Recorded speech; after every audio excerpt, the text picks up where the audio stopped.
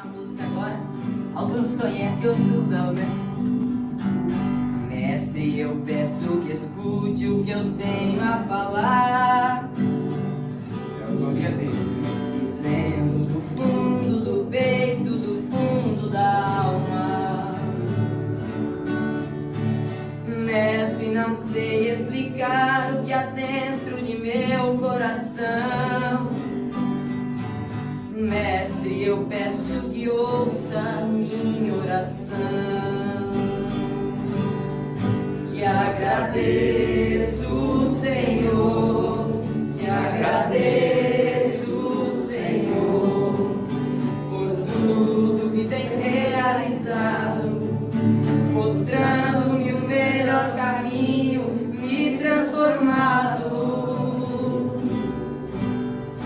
Mestre, quero somente agradecer por tudo que por mim você veio a fazer. Te agradeço, Senhor, te agradeço, Senhor, te agradeço, Senhor, te agradeço, Senhor. Mestre, eu peço que escute o que eu tenho a falar, dizendo do fundo do peito, do fundo da alma. Mestre, não sei explicar o que há dentro de meu coração. Mestre, eu peço que ouça minha oração. Te agradeço, Senhor, te agradeço, Senhor, por tudo que tens realizado, mostrando-me o melhor caminho, me transformado. Mestre, quero somente agradecer por tudo que por mim você veio a fazer. Te agradeço, Senhor, te agradeço, Senhor, te agradeço, Senhor, te agradeço, Senhor.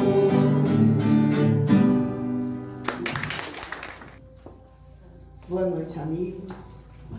Que a doce paz de Jesus possa encontrar guarida nos nossos corações.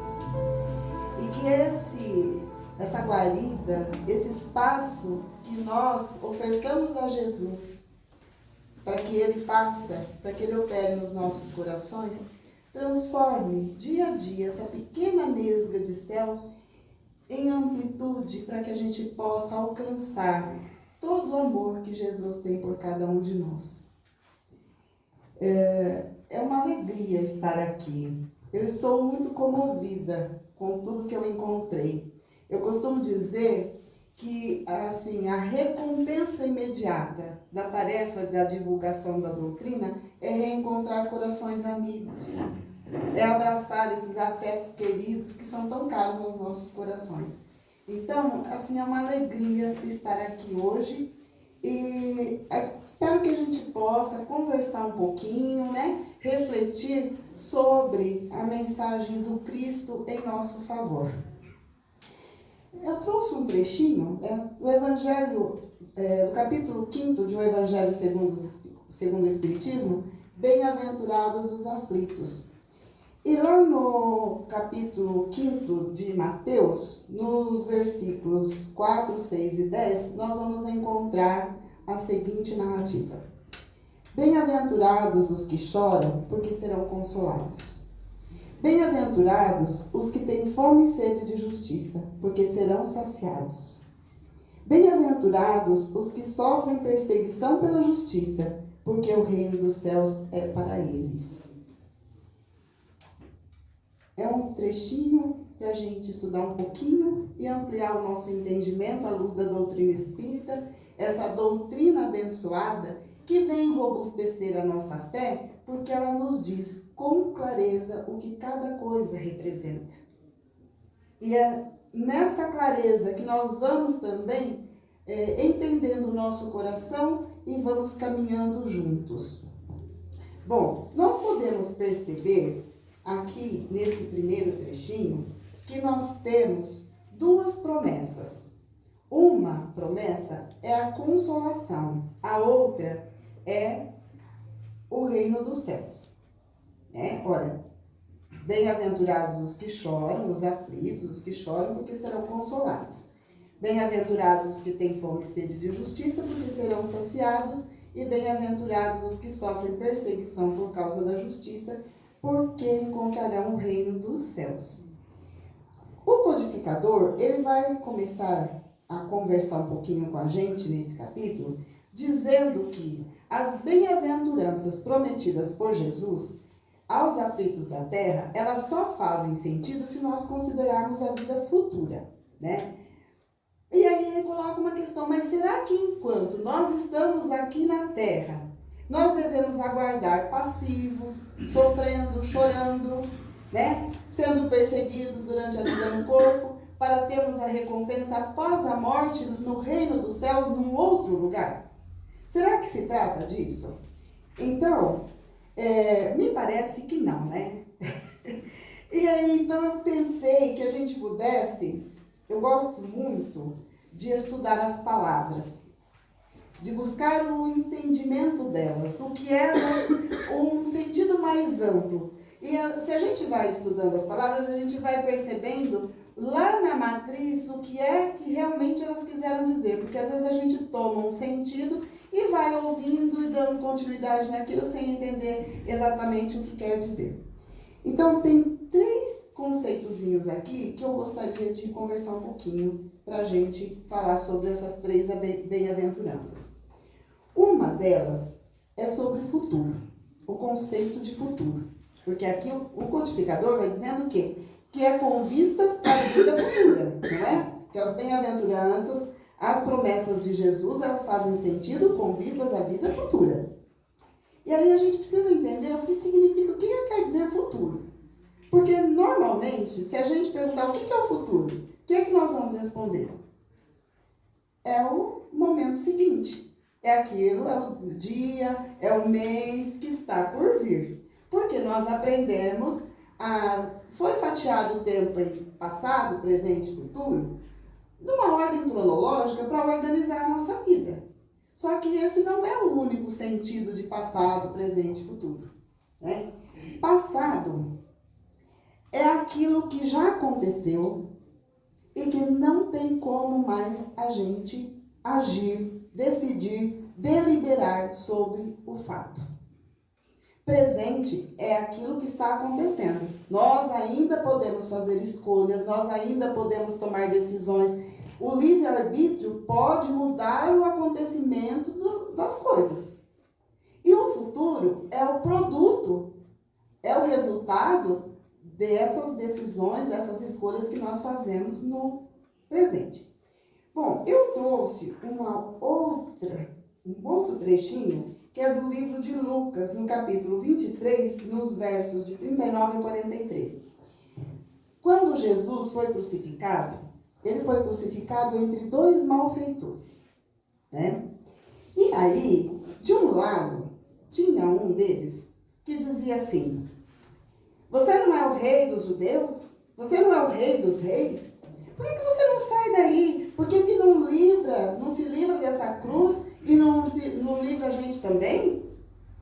Onde é que está o teu poder? O que você está fazendo? O que você prometeu para todo mundo?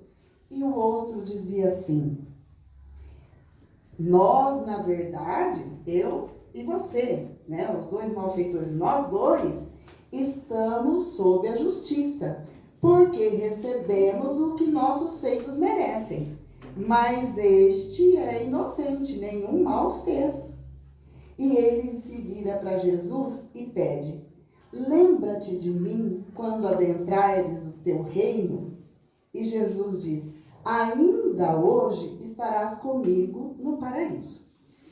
Olha, penso que essa narrativa, ela nos ajuda a compreender esse conceito de presente, de passado e de futuro, porque vamos pensar, esse irmão que reconhece que a conduta estava equivocada, quando ele diz, nós merecemos o castigo, nós merecemos a correção, porque a nossa conduta não foi correta até aqui.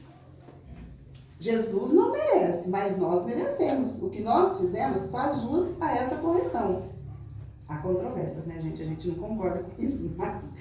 Bom, ele já se conscientizou de que a conduta que ele vinha adotando até ali era equivocada. Então, aqueles atos que ele cometeu até ali, eles fazem parte do passado deste irmão. No presente, o que é que ele está fazendo? Ele está reconhecendo o erro, se arrependendo e, se tivesse uma nova oportunidade, ele faria o quê? Ele iria corrigir a conduta. Então, ele pede uma chance para Jesus, me dá um lugar perto de ti, né? Me ajuda, salva minha alma, pelo menos. Ele aceitou a correção. Então, ele já encontra consolação e a vida futura já se faz presente. Ele já está alcançando a vida futura. As consolações e as promessas de Jesus. Por quê? Porque ele já se conscientizou do erro, ele já se arrependeu e ele já está corrigindo a conduta. Agora o outro, que diz imprecações, blasfêmias, está rebelde, revoltado e achando que aquilo não é justo e querendo mais escapar do castigo. Se soltassem ele da cruz, o que ele ia fazer, gente? Tudo de novo. A mesma coisa. Ele já está no mesmo momento presente do outro? Não. Ele continua no passado de erros. O presente dele ainda é aquilo que para o outro é passado. Entende? Como é que a gente pode se localizar dentro disso? Né? Então, é muito importante que a gente entenda esse conceito de vida futura. Porque a nossa vida futura, se a gente for pensar assim, bom, olha, eu tenho alguns anos de experiência, mas e daqui 50, com certeza eu vou estar desencarnada. Será que por isso, por si só, vai me colocar lá no reino dos céus? Será que é garantia? Morreu? Ficou bonzinho, virou anjo, vai para o reino dos céus? Não, né? Então, esse conceito de vida futura, essa vida futura, ela tanto pode ser o momento seguinte, como pode ser daqui 2000 anos. A depender de como nós vamos conduzindo e vamos lidando com a nossa vida. Bom, aí tem um outro conceito, gente, que é de bem-aventurados. Eu fiquei encantada quando eu aprendi isso. Esse é derivado do grego antigo e do hebraico. Ashiré. É a pronúncia. Ashiré. Se a gente for traduzir Ashiré, ele vai dizer assim, avante, marchando, para frente, perseverando. Isso é que quer dizer. Então, bem-aventurado, quando Jesus fala bem-aventurado, ele está dizendo, bem-aventurado é aquele, feliz é aquele que marcha, que vai para frente na direção do reino dos céus. Que age de forma a se aproximar do reino dos céus. Então, bem-aventurado não é que está feliz. Veja, quando Jesus fala assim, ó, bem-aventurados os aflitos, ele está dizendo que aquele que marcha com Deus, que marcha, persevera na modificação da dor, ele já recebe consolação. Ele é feliz. Por isso. E um outro conceito que por que é importante a gente pensar nesse conceito de marcha? Porque o universo, tudo é movimento. Nada fica parado. Nem a água, gente. A água, se ficar parada, apodrece, não gera vida, não dá, não tem condições. Ela apodrece, não serve para nada, né? Então, nos movimentando para libertar das dificuldades comuns, das grandes dores, nós vamos o quê? Desenvolvendo em nós a humildade, a mansidão, a misericórdia, a pureza de coração, a pacificação. Um outro conceito que é muito importante a gente refletir sobre ele é o conceito de reino de Deus. Olha, por reino a gente vai entender, é um conceito orgânico, né? Lembra uma hierarquia, onde tem alguém que é o superior e tem os súditos. Alguém que orienta e os que seguem a orientação. Jesus Cristo afirmou que o reino de Deus habita em nós. Os Espíritos, na codificação, no livro dos Espíritos, eles vão dizer que a lei de Deus está escrita na nossa consciência. Certo? Então, como é que a gente pode entender o reino de Deus? De acordo com as palavras de Cristo, que se o reino de Deus habita em nós, isso consiste numa hierarquia de valores. É uma hierarquia de valores. E quais são os valores que estão governando o nosso eu, a nossa personalidade? É isso que a gente tem que pensar. O reino de Deus no homem é o eu divino da sua alma, que governa o ego, sua mente, suas emoções, o seu corpo. Então, quando nós permitimos, quando nós fazemos conexão com Deus, com Jesus, com a espiritualidade, e nós vamos praticando, colocando em prática os ensinamentos evangélicos, nós vamos permitindo o quê? Que o eu divino vá governando. E isso nós vamos fazendo o quê? Transformando o egoísmo, o orgulho, a vaidade, todas essas imperfeições em virtudes que nos aproximam do reino de Deus que habita em nós e não num lugar distante. Bom, vistos os conceitos, vamos falar um pouquinho das bem-aventuranças. Bem-aventurados os que choram, porque serão consolados. Gente, mas será que todos os aflitos que choram são consolados? Será que toda aflição é justa? Chorar com humildade, pois há os que choram de raiva por não conseguir aquilo que desejam.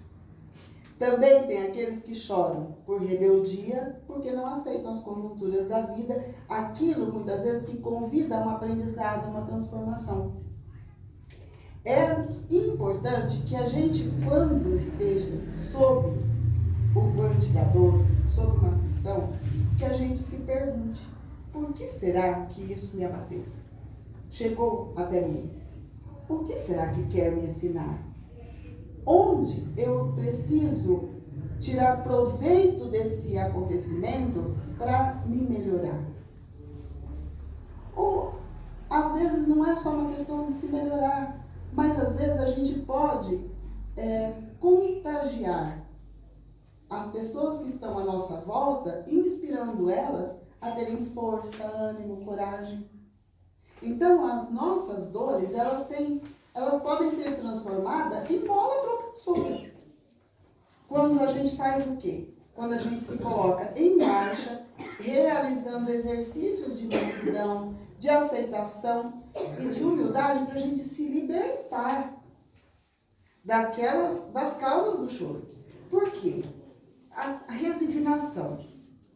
Eu gosto muito de uma definição que a Joana de Ângeles faz a respeito da resignação. Que ela vai dizer, a resignação é a dor sem revolta, mas o exercício constante para a modificação da causa da dor.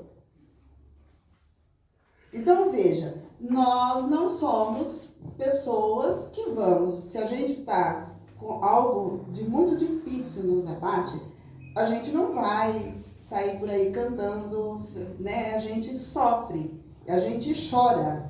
E como eu costumo dizer o Divaldinho, que nem cabrito desmamado. E não tá errado a gente chorar. A gente sofrer, a gente é sensível. A gente que já está entendendo melhor as coisas, a gente sofre. A sensibilidade nos coloca numa condição de, muitas vezes, dolorosa. Mas a questão é, então, porque eu vou esperar, eu confio em Jesus, e bem-aventurados os que sofrem, os que choram, porque vão herdar os céus. Então eu vou ficar sentada, chorando, me lamentando, porque quando eu desencarnar, eu vou herdar os céus. Será que é para isso? Não é, né? Vamos modificar aquilo que nos colocou na situação dolorosa. Algumas vezes não tem jeito. Algumas vezes tem dores que a gente só aceita. Só aceita. Diz um filósofo que nós tem coisas na vida que a gente evita, tem coisas que a gente administra e tem coisas que a gente aceita. A sabedoria consiste em saber discernir uma coisa da outra, né? A transformação interior vai proporcionar consolo não apenas na vida futura, mas desde já. Quando a gente já se sente consolado, sente que a justiça divina está trazendo, cessando as nossas lágrimas, está trazendo conforto ao nosso coração, não é? Quando a gente já percebe que as coisas vão ficando mais leves, apesar, não sem luta, não sem dor. Isso não tem jeito. Tem coisas que não tem jeito. Porém, a forma como nós vamos conduzindo isso vai diluindo no amor, nos abraços afetuosos, nos carinhos que a gente conquista, vai abrandando aquela brasa viva que muitas vezes está dentro do peito. Quando a gente fica, então, na certeza que a gente está se redimindo, a gente fica muito pacificado. Quando a gente sabe que a gente está marchando na direção correta da redenção. Bem-aventurados os que têm fome e sede de justiça, porque serão saciados. Existem injustiças, mas não injustiçados. Por mais que isso seja difícil para a gente entender, porque se a gente for olhar, o que mais a gente vê é o quê? Injustiças. Injustiças de toda a ordem. Injustiça social, injustiça... Bom, aí seria uma lista imensa, né? Mas nós não somos injustiçados. Quando nós sofremos uma injustiça, nós precisamos avaliar, porque se nós não encontrarmos a causa na vida presente, ela com certeza teve origem em uma vida anterior. De alguma forma, nós nos colocamos em débito com a lei divina e não tivemos oportunidade naquele momento de quitar esse débito.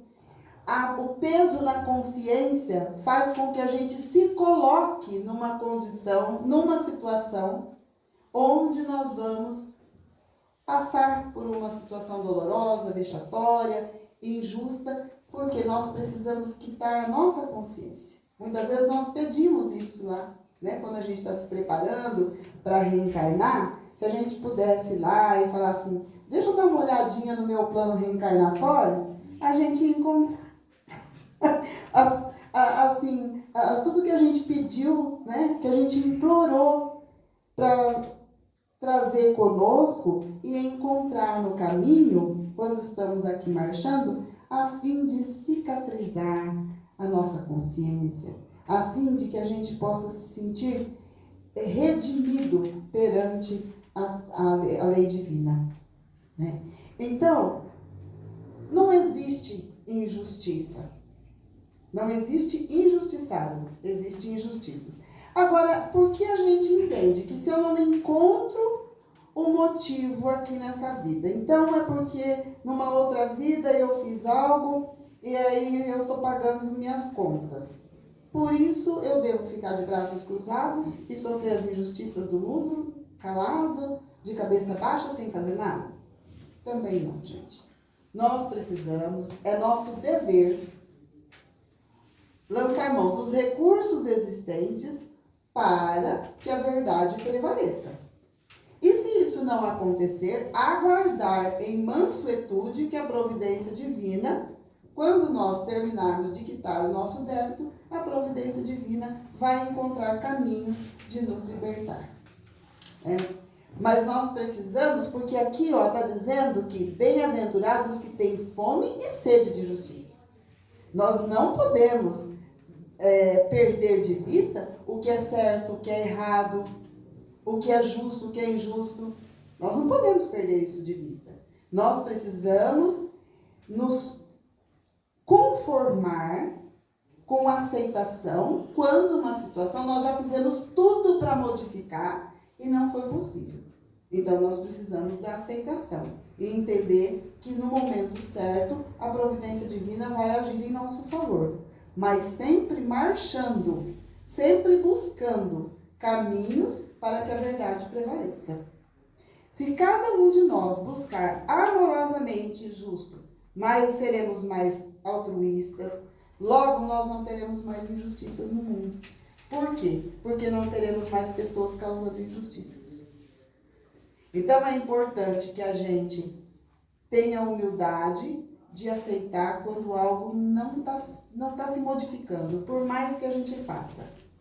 A gente precisa esperar, mas a gente não pode perder de vista e agir com justiça, agir com a ação correta, mesmo que isso vá de encontro aos nossos interesses pessoais. Porque diz, os imortais no Livro dos Espíritos, quando Kardec trata do egoísmo, que quando nós tocamos alguém com egoísmo, o outro reage com o egoísmo porque é uma defesa.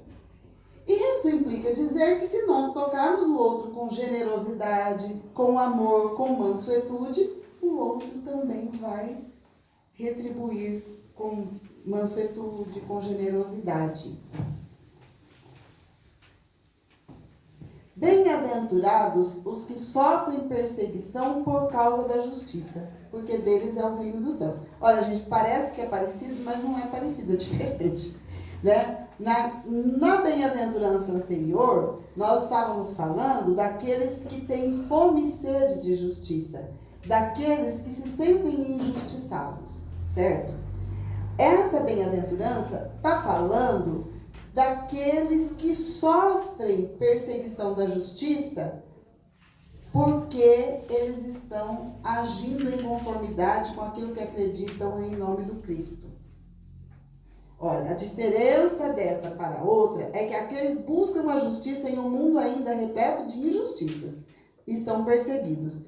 Aqui, nessa bem-aventurança, quantas vezes nós estamos trabalhando num ideal, procurando agir, e os nossos interesses pessoais, eles gritam para que a gente deixe de fazer aquilo que a gente acredita que é o certo.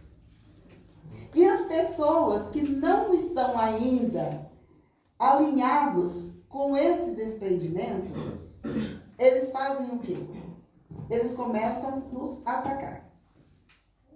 Gente, não é uma injúria daquelas de caber processo, não. Às vezes, dentro do nosso próprio lar, a falta de entendimento por conta do desalinhamento, do desinteresse de um e do desinteresse do outro.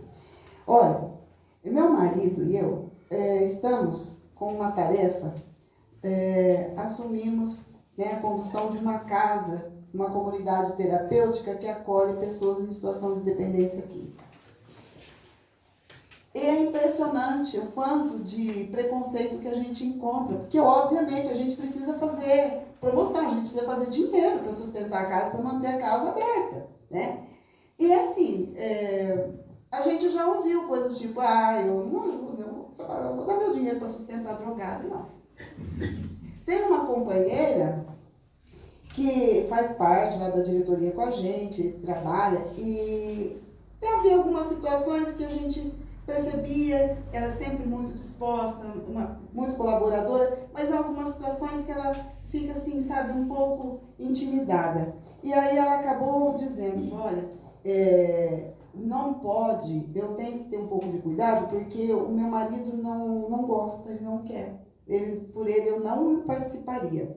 Então ele disse, eu não posso te impedir, mas o nome da nossa empresa não aparece nisso. Eu não quero vinculado a isso de jeito nenhum.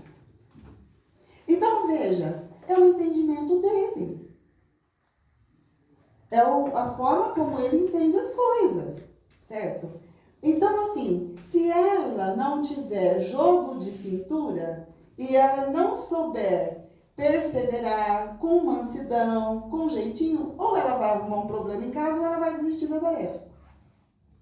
Então veja o quanto nós precisamos de discernimento e procurar nos conectar cada vez mais intimamente com Jesus para a gente conseguir levar tarefas simples. Nós não estamos falando de fazer mudança no mundo, nós estamos falando de dar uma pequena contribuição social. Se a gente não tiver esse discernimento, a gente se perde. E é uma aflição para a gente. É uma aflição, né? Jesus diz em marcha aqueles que sofrem perseguição por causa da justiça para manter firme o seu ideal. Marchar, vai à frente. Ele convida a pagarem o preço para isso, pois em um mundo de pessoas ainda desequilibradas, cometendo injustiças, as pessoas que buscam o equilíbrio vão ser perseguidas. É necessário dar o testemunho para conquistar o valor da justiça, porque realizando esforços continuados, pacientes e perseverantes em direção à justiça, estaremos alcançando aqui e agora o reino dos céus. Que lindo, né?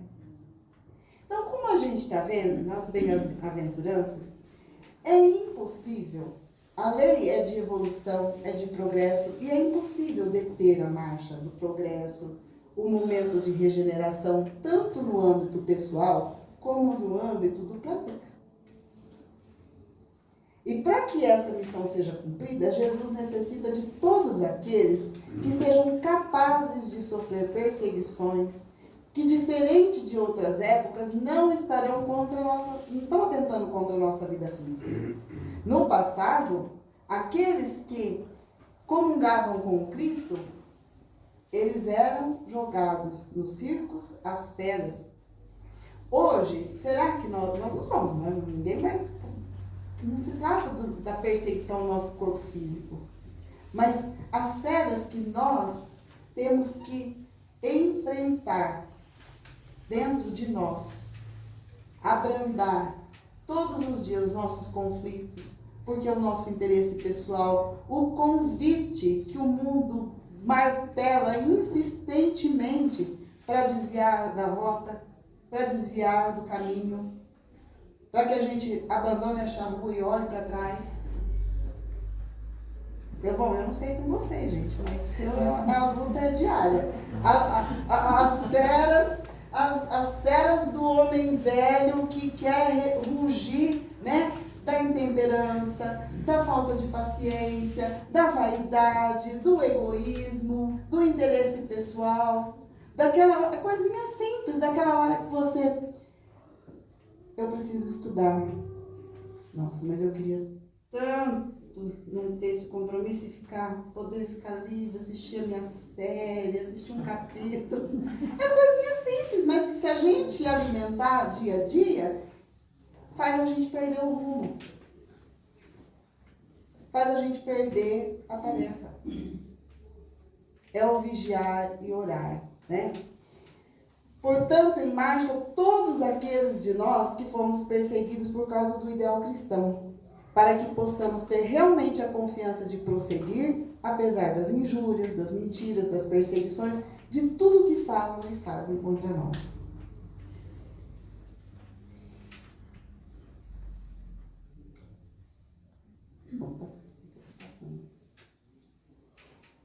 Apesar de tudo isso, se nós dermos um testemunho com firmeza, se nós perseverarmos até o fim, o resultado será o fortalecimento do reino de Deus em nós.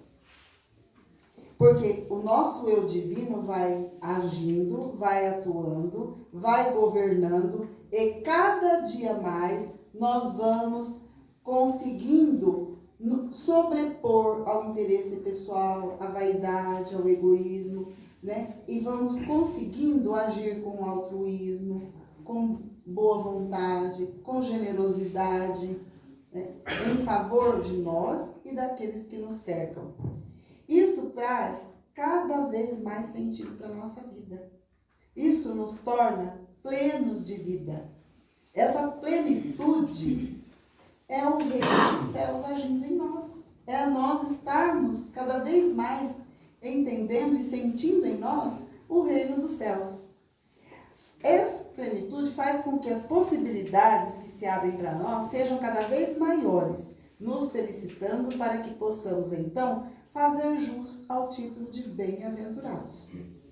Estava falando, né, ali com a Romana, quanto que, quando a gente investe, vai ampliando, porque a providência divina conspira ao nosso favor. E conspira a favor de que cada dia mais a gente possa contagiar, que pessoas possam se chegar até o contato com o Evangelho. É urgente que isso se faça, né? Que seja ampliado essas oportunidades.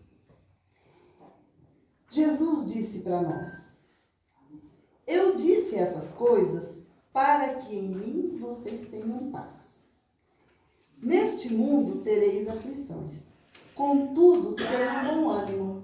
Eu venci o mundo. Vós também vencereis.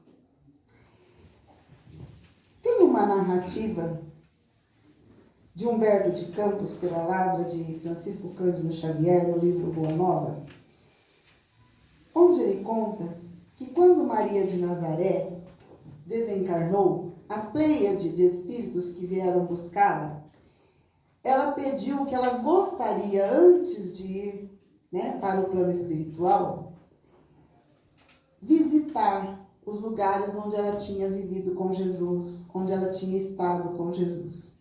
E eles levaram ela para visitar esses campos, esses lugares. E ela avistou um circo que estava iluminado e repleto de pessoas, porque naquela noite uma centena de cristãos seriam sacrificados. E Maria pediu aos benfeitores que ela queria ir até lá. E ela chegou e começou a andar naquelas galeras onde eles estavam amontoados, tristes, abatidos. E a um canto ela avistou uma jovem, esquálida, abatida, que estava ali sofrendo pelo sacrifício que ela ia enfrentar. Gente, vamos pensar. Você está aqui sabendo que vai abrir uma porta e que leões famintos vão dilacerar seu corpo. Não é que a fé dela era pequena. É porque era um sacrifício humano, né? Maria, vendo, né, aquela dor, ela pensou em pedir a Jesus que libertasse aqueles cristãos. Ela pensou em falar com Jesus: meu filho, faça algo, liberte eles dessa dor de passar por esse sacrifício.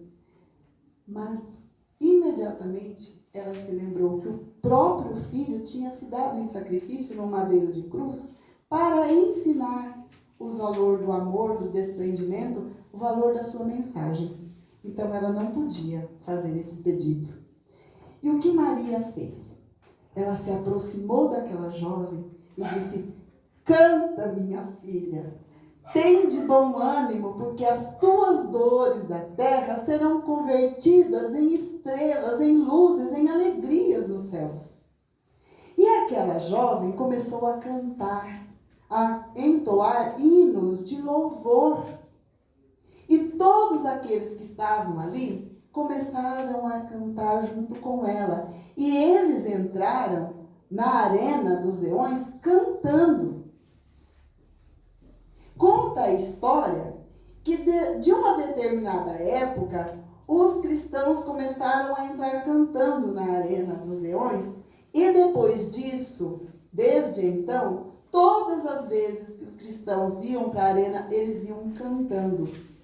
E isso nos diz que, apesar das dores, apesar dos sacrifícios, apesar das lutas, apesar das provas, de tudo aquilo, das aflições, as promessas de Jesus, elas são efetivas.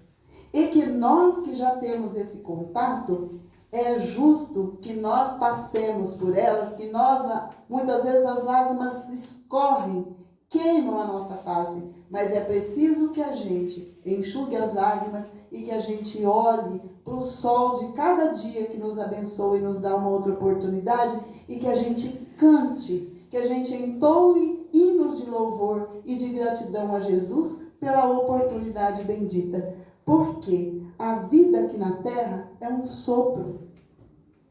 E nós estamos caminhando em direção a todas as promessas que Jesus nos fez. E uma delas é a consolação desde já, desde o presente momento, quando nós nos decidimos por caminhar com Jesus.